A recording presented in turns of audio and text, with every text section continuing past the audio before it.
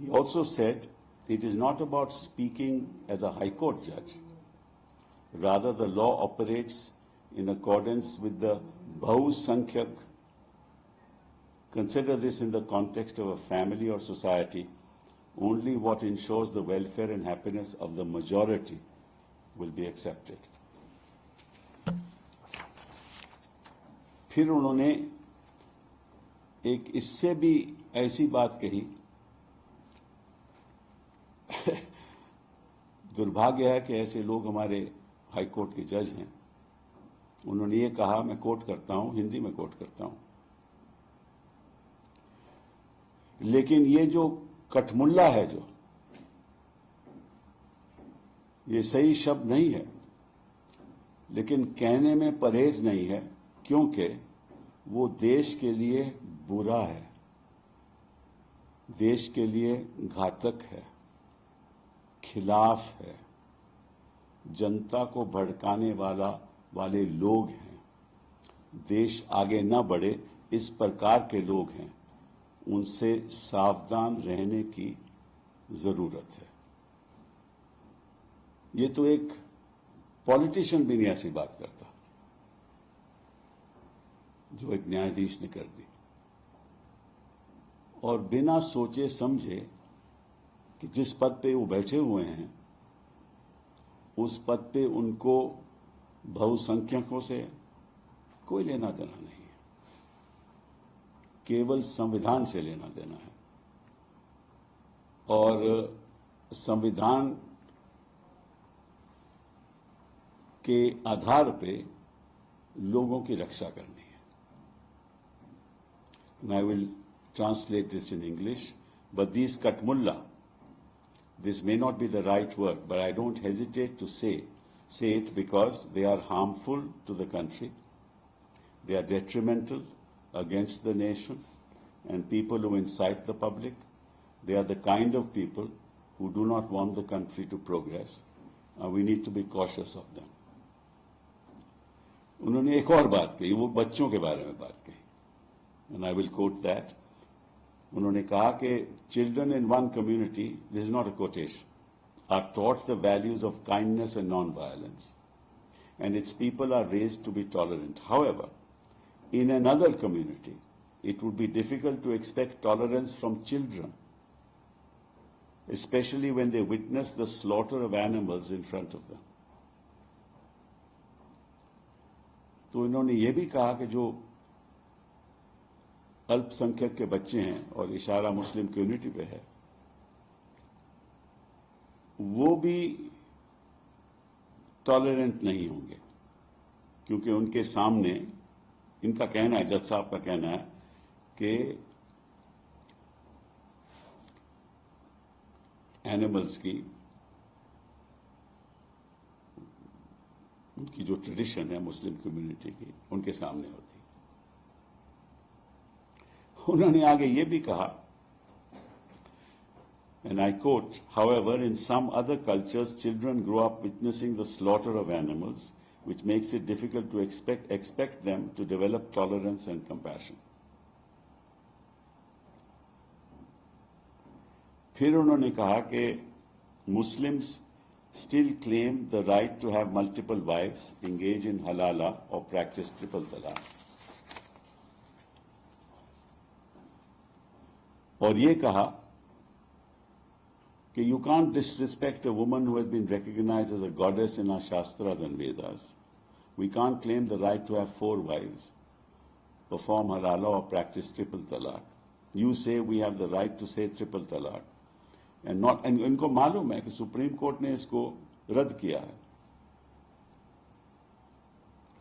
and not given maintenance to women. ये भी गलत है. This right will not work. UCC isn't something that VHP, RSS or Hinduism advocates. The country's top court also talks about it. फिर उन्होंने कहा कि if there is one country, there should be one law and one penal law.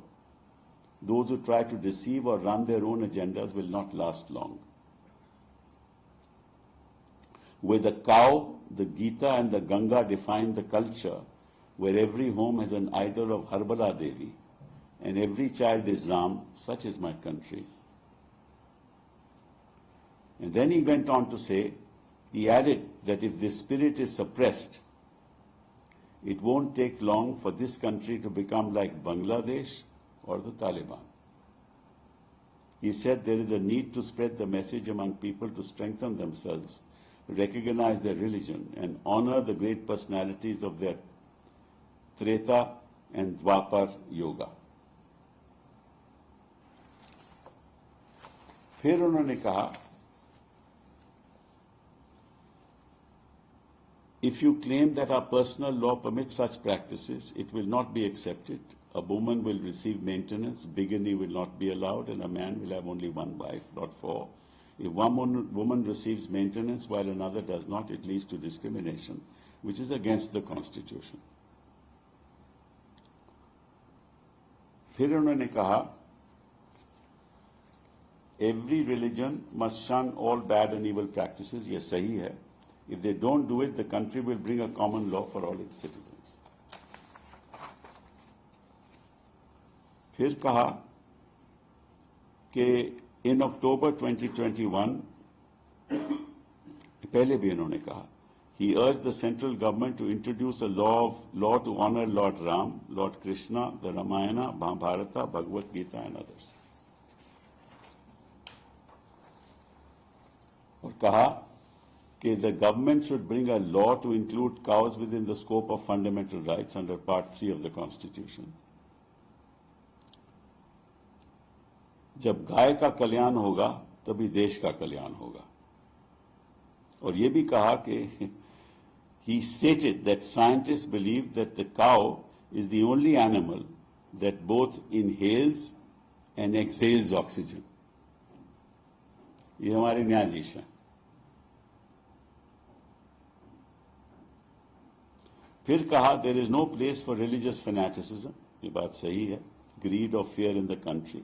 And if a person from the majority community converts to another religion after being insulted, then the country becomes weak, allowing destructive powers to benefit.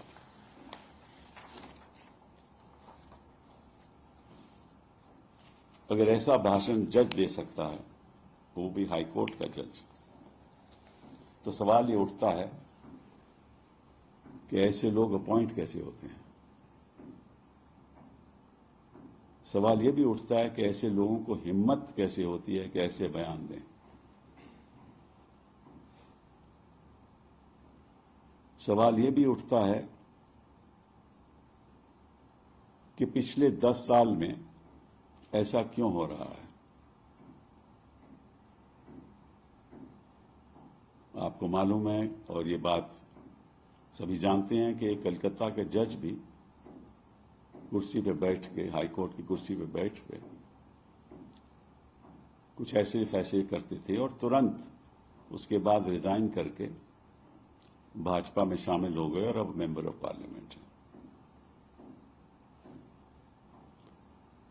तो मैं समझता हूं दो बातें. पहली बात कि supreme court को इस संदर्भ में ठोस कदम उठाना चाहिए.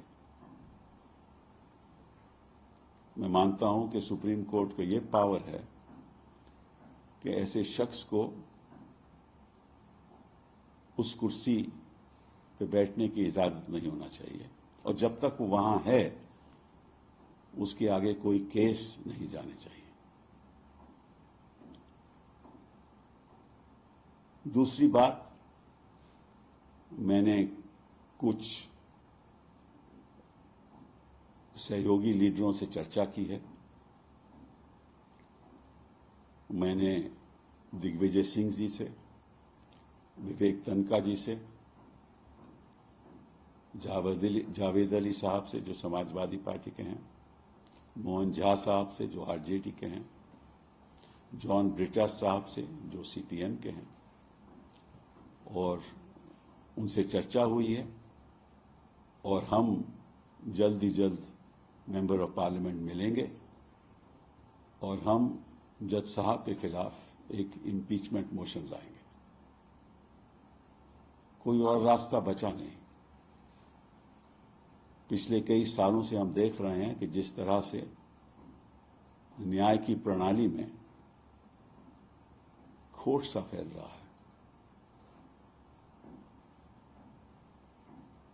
जो मैं बयान दे रहा हूं, not in my capacity as president of the Supreme Court Bar Association, but as my capacity as a citizen of this country who believes in the Constitution, who believes in the rule of law, and who believes passionately in the independence of the judiciary. आपको याद होगा, और शायद याद नहीं भी होगा, कि मई 7, 1997 में, May 7, 1997, the Supreme Court of India unanimously adopted what was called the Restatement of Values of Judicial Life.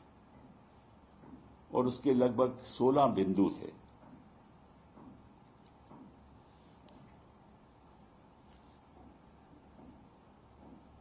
और पहला बिंदु ये था कि नोट एनी ऑफिशियल और पर्सनल एक्ट ऑफ अ जज इन द सुप्रीम कोर्ट और the high court which tends to destroy this perception should be avoided. क्या perception? कि the conduct and behavior of members of the judiciary must reaffirm the public's confidence in the impartiality of the judiciary.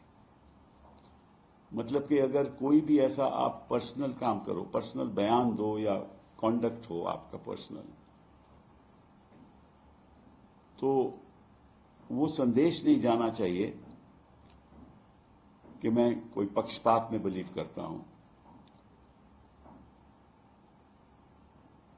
और अगर ऐसा कोई करता है तो वो जुडिशियल लाइफ के जो बिंदु हैं उसका उल्लंघन कर रहा है। साथ साथ में ये उन्होंने कहा,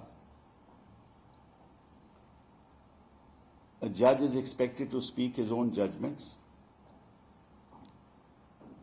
He should not give interviews to the media. ये तो भाषण दे रहे हैं। ये तो जैसे एक पॉलिटिशियन है कि आगे क्या होना चाहिए और इनकी सोच क्या है, अल्पसंख्यकों के बारे में सोच क्या है, मुस्लिम कम्युनिटी के बारे में, उनके बच्चों के बारे में सोच क्या है।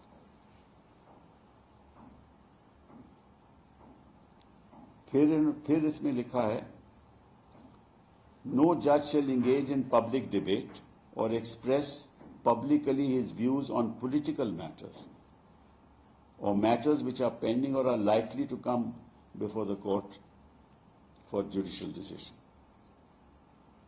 क्योंकि राजनीतिक आपको बयान नहीं देना चाहिए, देना ही नहीं चाहिए। लेकिन ये तो कहीं आगे चले गए। ये तो भड़काऊ बयान है, ये तो नफरत का बयान है। This is hate speech in every sense of the word. This is a violation of all principles of judicial conduct. It is clearly misconduct of a judge sitting in a high place. साथ में last इसका है, a judge should at all times be mindful that he is in the public eye and should not do any act or omission which is prejudicial to his office or to the public esteem of the office. ये सब चीजों, सब principal का ये उल्लंघन है।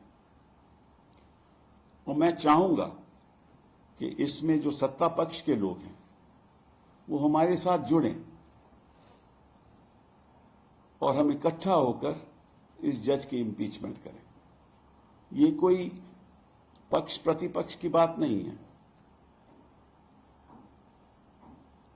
क्योंकि parliament भी चाहती है और ये संविधान कहता है कि हमारी जुडिशरी इंडिपेंडेंट होनी चाहिए। तो मुझे पूरा विश्वास है कि प्रधानमंत्री जी, हमारे गृह मंत्री जी, हमारे जो सत्ता में बैठे हुए हैं जो मंत्री लोग हैं और सत्ता में बैठे हुए जो मेंबर ऑफ पार्लियामेंट हैं, वो भी हमारा साथ देंगे। क्योंकि अगर वो साथ नहीं देंगे तो ऐसा लगेगा कि वो जज के साथ है। तो वो भी संदेश सही नहीं होगा, क्योंकि इसमें कोई मतभेद की बात नहीं होनी चाहिए। जो ऐसा बयान तो कोई कर ही नहीं सकता, कोई एक, मैं समझता हूं कि कोई पॉलिटिशियन भी नहीं कर सकता। तो अगर एक पॉलिटिशियन को ऐसा बयान नहीं देना चाहिए, नेता को ऐसा बयान नहीं देना चाहिए, तो जज कैसे बयान दे रहे हैं? और मैं चाहूंगा और मैं अपील करता हूं प्रधानमंत्री जी से कि सत्ता पक्ष के लोग भी इसमें जुड़ें और जल्द से जल्द इस जज के खिलाफ कार्रवाई करें, इनकी इंपीचमेंट करें, ताकि ये संदेश सबको जाए कि we will not tolerate judges of this nature in this country sitting anywhere. दूसरी बात, अब सुप्रीम कोर्ट के कोलिजियम को गौर करना चाहिए इस बात पे कि ऐसे लोग जज कैसे बने, क्योंकि अगर बुनियादी तौर पे आप इस पे सोचोगे नहीं और चर्चा नहीं करोगे तो ऐसे लोग आते जाएंगे, और फिर ऐसे लोग अगर आते जाएंगे तो जनता को जुडिशरी के प्रति विश्वास उठने लगेगा, क्योंकि जुडिशरी एक संस्था है जहां लोगों की रक्षा हो सकती है। और अगर ऐसे लोग ही वहां बैठे रहें तो रक्षा कौन करेगा? बहुत बहुत धन्यवाद। Sir, the judge also said that UCC isn't something that BHP, RSS or Hinduism. I've said that. Yeah, but the thing is that he said the country's top court also talks about it. Being the president of SCPA, what are your views on it? We're not on that issue today, right? It is for the government to decide what to do, what not to do, not for me to decide, right? As and when the government moves in that direction, we will give our views. So one question related to the parliament. Opposition parties are planning to move no confidence motion against Vice President Jagdeep Dhankhar. How do you see that? I don't know, they are planning to. Let's see what happens. Thank you. Thank you, sir. चलिए।